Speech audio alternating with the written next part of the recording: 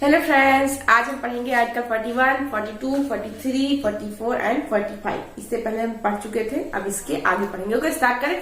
देखो, आर्टिकल 41 में है कि कुछ दशाओं में सरकारी सहायता मिलना। कुछ दशाओं में मतलब जैसे हुआ बुढ़ापा हुआ, विकलांग लोग हुए और शिक्षा का क्षेत्र हुआ।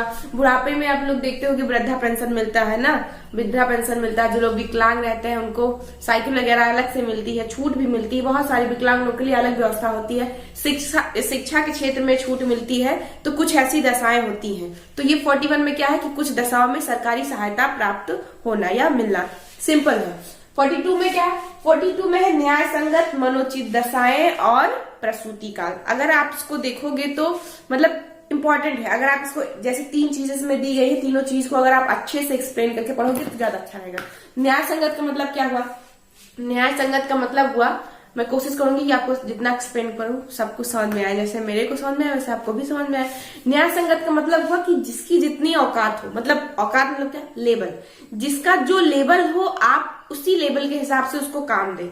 अब एग्जाम्पल में आप अपने हिसाब से बहुत एग्जाम्पल ले लो, मैं जो बताऊं। देखो, अब किसी सेकंड क्लास बच्चे को आप कहो 12th क्लास की वो सिलेबस पढ़े या 12th क्लास का मैथ या केमिस्ट्री या फिजिक्स सॉल्व करे तो उससे हो पाएगा? उसके लेवल से बाहर है कि नहीं? लेवल से बाहर है ना। तो इसी तरह मतलब आप किसी व्यक्ति को, अगर किसी पर्सन को आप कोई काम दे रहे हो करने के लिए, तो उसके लेवल का देख के दो। न्याय संगत मतलब क्या हुआ? उसको उसके साथ न्याय करते हुए दो। ये नहीं कि उसको ऐसा काम दे दो कि वो कर ही ना पाए, और करे तो फिर करने के बाद टेक हो जाए। टेक मतलब कि उसका तबीयत थोड़ा बिगड़ जाए, ऐसा। ठीक है। दूसरा है मनोचित दशा। मनोचित दिशा मतलब कभी कभी होता है कि जो काम करते हैं लोग, काम ह्यूमन ही करते हैं और रोबोट भी करते हैं, लेकिन उनकी बात नहीं की, मशीनों की बात नहीं की गई, ह्यूमंस की बात की गई।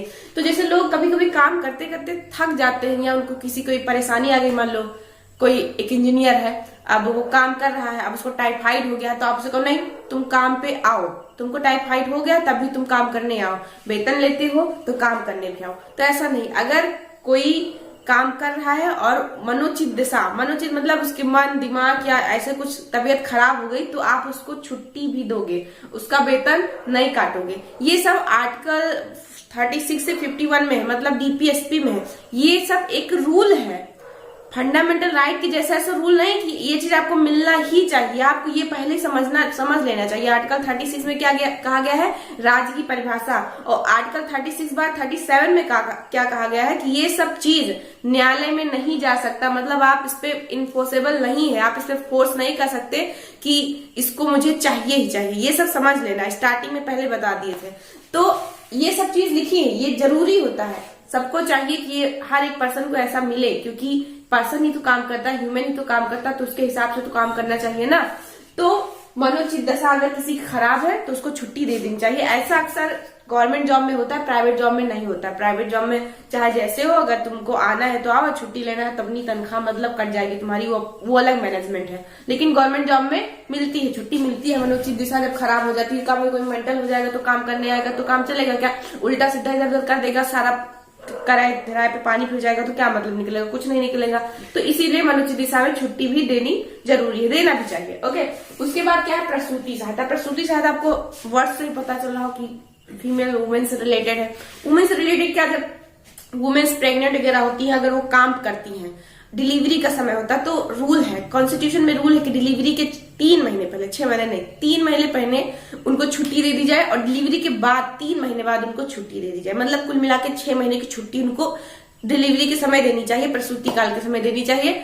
लेकिन एक रूल है, सिर्फ 2 बच्चों पर, मतलब 2 बच्चों पर नहीं कि तुम 6, 7, 8, 10 इतना बन के फिर छुट्टी, मतलब साल 2 साल छुट्टी पे रहो, हर महीने छुट्टी पे रहो, ऐसा नहीं। सिर्फ 2 बच्चों पर ऐसा रूल है कि डिलीवरी के 3 महीना पहले और 3 महीना बाद छुट्टी आपको मिलेगी प्रसूति काल में। और प्रसूति काल क्या हुआ? बहुत ऐसे महिलाओं में होते हैं, मैटरनिटी लीव होती है, मैटरनिटी लीव हर महीने में मिलती है। अभी ये जो रूल है मैटरनिटी लीव वाला, मैटरनिटी लीव सिर्फ केरल में लागू किया गया, अभी नहीं लागू हुआ है, सारे स्टेट में नहीं है, लेकिन होना चाहिए। और ये एक तरीके से गवर्नमेंट के ऊपर डिपेंड रहता है कि अगर वो आपको जो देना चाहता है आपको मिलेगा, और अगर नहीं देना चाह रहा, नहीं दे रहा किसी कारणवश, तो आप उससे छीन नहीं सकते, मतलब जबरदस्ती नहीं ले सकते। डीपीएसपी का ये एक बहुत ही, यू समझ लो, इम्पोर्टेंट रूल है। ये नहीं मतलब आप ये नहीं समझे तो इसमें कुछ नहीं समझे, इसका मतलब यही हुआ। ओके। तो न्याय संगत मनोचित दिशा और प्रसूति काल, समझ में आ गया। न्याय संगत मतलब जिसका जिसका जितना लेवल है आप उस लेवल के हिसाब से उसको काम दे। मनोचित दिशा मतलब अगर किसी की तबीयत खराब हो जाती, दिमाग थोड़ा डिस्टर्ब हो जाता है काम करते करते, या टाइफाइड बुखार या फीवर किसी भी तरीके से कोई भी प्रॉब्लम है तो आप उसको छुट्टी दीजिए, नहीं तो आप ही का काम खराब होगा, इसमें उसकी कोई गलती नहीं रहेगी। प्रसूति काल मतलब जब महिलाएं भी वर्क करती है कि नहीं करती है ना, तो महिलाएं अगर काम करती हैं तो ऐसा जब उनका मतलब डिलीवरी का समय आए तो उनको भी छुट्टी देनी चाहिए, ये रूल है। ओके, 42 में था। 43 में क्या, 43 में है निर्वाह मजदूरी। निर्वाह मजदूरी मतलब लिविंग वेज। लिविंग मतलब कि आप इतना पैसा दो कि उसका मतलब जीवन निर्वाह हो सके, मतलब अब जितनी जिसकी नीड हो, आवश्यकता के अनुसार उसको पैसा मिलना चाहिए कि नहीं। नहीं तो पता लगे खर्चा है 5,000 का और आप उसको दे रहे हो 1,500 2,000, तो कैसा होगा, हो पाएगा नहीं, मैनेजमेंट हो पाएगा ना। तो फिर वही होगा ना, आमदनी ठंडी खर्चा रुपया, तो फिर कहाँ मैनेजमेंट हो गया। तो इसमें कहा गया है डीपीएसपी में कि आप निर्वाह मजदूरी दो, इतनी मजदूरी दो, इतना उसको वेतन दो कि उसका परिवार और वो मतलब सब भरण पोषण अच्छे से सारा मैनेजमेंट खा पी सके। ये नहीं कि एक टाइम खाना मिल रहा है तो एक टाइम ना मिले, इतना पैसा मत दो, उसको निर्वाह करने के लिए पैसा दो। लिविंग वेज, निर्वाह मजदूरी उसको मिलनी चाहिए, ठीक है। आर्टिकल अगर आप 23 में, आपको याद होगा 23 में क्या था, 23 में था कि आप बेगारी किसी से नहीं करवा सकते। आर्टिकल 23 में 23 में था बेगारी मतलब कि आप किसी से फ्री में वर्क नहीं करवा सकते। फ्री में वर्क मतलब अगर आपने किसी से काम करवाया है तो आपको पैसा देना पड़ेगा, चाहे आप उसको 10 रुपये दो, चाहे 15 रुपये दो, चाहे उसकी जितनी सैलरी थी उतनी दो। अगर आपने उसको फ्री में वर्क करवाया, एक भी पैसा नहीं दिया, तो वो कंप्लेन कर सकता है हाई कोर्ट में, तब आपके ऊपर केस हो सकता है क्योंकि आपने उसको फ्री में वर्क करवाया। लेकिन इसमें क्या कहा गया है, आर्टिकल कितने में, निर्वाह मजदूरी आर्टिकल 43 में कहा गया कि जितनी उसकी नीड हो, मतलब उसकी नीड के हिसाब से आप उसको वेतन दो, निर्वाह मजदूरी दो, किसकी मजदूरी उसको हो सके, ठीक है। आर्टिकल 23 और 43 ये डिफरेंस है, समझना। उसके बाद आता है 43A। 43A में देखो, अब जब ABC मतलब इंग्लिश में ABC, हिंदी में क ख ग घ और मैथ में 1 2 3 ऐसे जब आ जाए तो मतलब उसको बाद में जोड़ा जाता है ना संशोधन करके। तो 43 का मतलब है कि कामगारों की भागीदारी। कामगारों की भागीदारी का मतलब क्या, कामगारों की भागीदारी का मतलब कि अगर आप कोई काम कर रहे हो तो अकेले तो काम करोगे नहीं, अकेले तो बिजनेस होता नहीं ना। हम बिजनेस की बात करें, कोई काम गवर्नमेंट जॉब भी ले लो, कोई भी हो, अगर आप काम कर रहे हो तो आप उसमें अपने अलावा मतलब अपने को जोड़ते हुए भी जितने लोग आपके आसपास काम करते हैं, आपसे रिलेटेड है, आपसे ज्वाइन है, आपको ज्वाइन करते हैं, आपसे यहाँ पे जॉब करते हैं, आप उनसे भी सलाह मशवरा लोगे। आप एग्जाम्पल में बहुत ही कॉमन एग्जाम्पल ले लो, तो अपने लेवल का एग्जाम्पल लेते हैं, स्कूल लेवल का एग्जाम्पल लेते हैं। तो स्कूल में टीचर्स होते हैं ना, प्रिंसिपल भी होता है और टीचर्स भी होते हैं। तो क्या जो डिसीजन होता है वो सिर्फ प्रिंसिपल ही ले लेता है? अगर मान लो पेपर करवाना है स्कूल में, एग्जाम करवाना है, तो क्या प्रिंसिपल जो कह देगा बस, अगर संडे पेपर हो तो क्या संडे पेपर होगा? ये कौन सी बात हुई, संडे तो पेपर होगा नहीं। तो मतलब सारे टीचर्स को सजेशन देते हैं नहीं कि ऐसे नहीं ऐसे करिए तो मैनेजमेंट सही रहेगा। एक तरीके से कहने का मतलब है कि आपके जॉब मतलब आपके एरिया में जितने लोग से जुड़कर काम कर रहे हैं उनसे आपको सलाह मशवरा लेना जरूरी है। कामगारों की भागीदारी का मतलब यही हुआ कि आपके आसपास जो है काम कर रहे हैं, आप उनसे भी सलाह मशवरा लीजिए, सजेशन लीजिए कि कैसे काम को और अच्छा किया जाए या इसको और अच्छा बेटर कैसे कर सकते हैं। ओके, नेक्स्ट है 43B। 43B में है सहकारी समिति। सहकारी समिति मतलब कोऑपरेटिंग। को मतलब क्या होता है, साथ। ऑपरेटिंग मतलब समिति मतलब सबके साथ काम करना। तो सहकारी समिति मतलब होता है, देखो अब आप एक डिपार्टमेंट सोचो, एक डिपार्टमेंट मतलब सोचो, ऐसा सोचो कि मान लो एक बड़े लेवल पर सोचो, गांव का प्रधान होता है। ओके, गांव का प्रधान होता है। अब अगर गांव का प्रधान है, अच्छा गांव का प्रधान है तो क्या वो नहर खुद साफ करेगा? नहर नहीं साफ करेगा। तालाब खुदवाना है तो खुद खुदवाएगा? नहीं खुदवाएगा, ऑब्वियसली नहीं खुदवाएगा भाई। खुद प्रधान होकर काम थोड़ी करेगा, उसके अंडर में लोग होंगे। अंडर में लोग होते हैं ना, मेंबर लोग होते हैं। तो क्या मेंबर करते हैं? मेंबर भी नहीं करते। मेंबर किससे करवाते हैं? जो गांव के मजदूर होते हैं। मजदूर मतलब उनको आप वन डे मजदूर समझ लो। वन डे मजदूर मतलब कि जितने दिन काम चलेगा उतने दिन काम करेंगे। तो उन लोग को वो अपना डिपार्टमेंट देते हैं कि नहीं कि आप 20 लोग हो, 20 लोग को मैं ये डिपार्टमेंट देता हूँ कि आप सब लोग मिलकर इस काम को अच्छे से इतने दिन में अच्छे से कंप्लीट कर दो। अगर तालाब खुदवाना है तो तालाब खोदो, नहर साफ करना नहर करो, कुछ भी काम हो तो उसको अच्छे से कर दो। अब उसके पीछे कितने लोग होते हैं, ऊपर से ऊपर प्रधान के ऊपर भी कोई होता है ना, जिसने प्रधान को पैसा दिया वो उसके ऊपर है, उसके ऊपर भी है। तो मतलब ऐसे ऐसे करके क्या कोऑपरेटिंग बना कि नहीं बना। कोऑपरेटिंग में कोई अकेले कोई काम करता है क्या, कोई अकेले काम कर सकता है? जिसमें बहुत लोगों की जरूरत है उसमें तो लोग की जरूरत होगी ना, कि अकेले सारा पैसा लोगे नहीं, क्या हम सारा पैसा अकेले हमको दे दो, हम अकेले नहर खोद डालेंगे, अकेले हम गड्ढा खोद डालेंगे, ऐसा हो सकता है? नहीं हो सकता ना। तो इसीलिए आर्टिकल 43B को ऐड किया गया बाद में, सहकारी समिति मतलब कोऑपरेटिंग की जैसे। अब इसमें जो लोग जिनके पास मजदूरी नहीं होती, मजदूरी क्या मतलब काम नहीं रहता है, वो बेरोजगार होते हैं, उनको रोजगार भी मिल जाता है ना, 1-2 महीने 3 महीने 4 महीने जो काम चलता है रोजगार मिलता है कि नहीं, रोजगार भी मिल जाता है और वो काम अच्छे से हो भी जाता है कि नहीं। तो इसको क्या बोलते हैं, कोऑपरेटिव सहकारी समिति। समझ में आई? उसके बाद है समान सिविल संहिता। समान सिविल संहिता क्या बोलते हैं, uniform civil code. Uniform civil code.